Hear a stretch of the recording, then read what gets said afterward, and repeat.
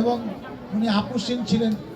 এরশাদ কত রকম টুপ দিয়েছে, টাকা লোভ দেখাইছে, উনি সেগুলা পাত্তা দেন নাই।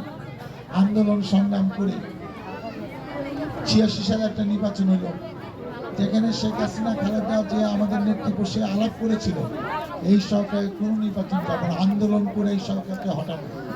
সে বিএনপিকে ল্যাং মেরে 86 সালে নির্বাচনে গেল। সে পরের থেকে আমাদের নেত্রী আপোষহীন হলো।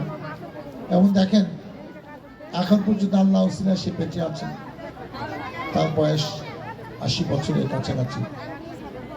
দেশের মানুষ অপেক্ষা করছেন যে সামনে যে নির্বাচন হবে, নির্বাচনে ইনশাআল্লাহ বিএনপি আসবে, আবার তাকে আপনার নেতৃত্বে দেখতে চান।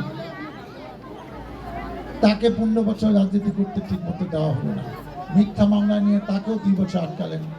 জোর করে এটা লিখিত রায় তাকে দেওয়া হলো, প্রথমে 5 বছর, পরে 10 বছর তাকে মিথ্যা মামলা।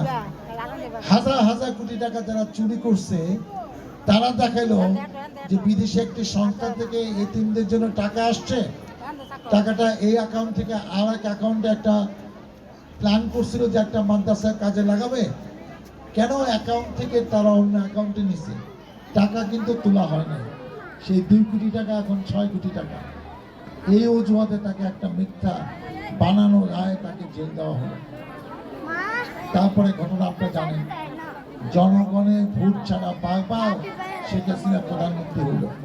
আন্দোলন সংগ্রাম করলাম আমরা আপনাদেরকে নিয়ে। আমাদের অনেক নেতাকর্মী গুম হলো, হত্যা হলো, জেলে গেল।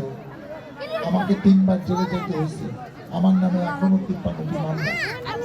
সব কিছু করে 111-এর সময় 1 বছর আমি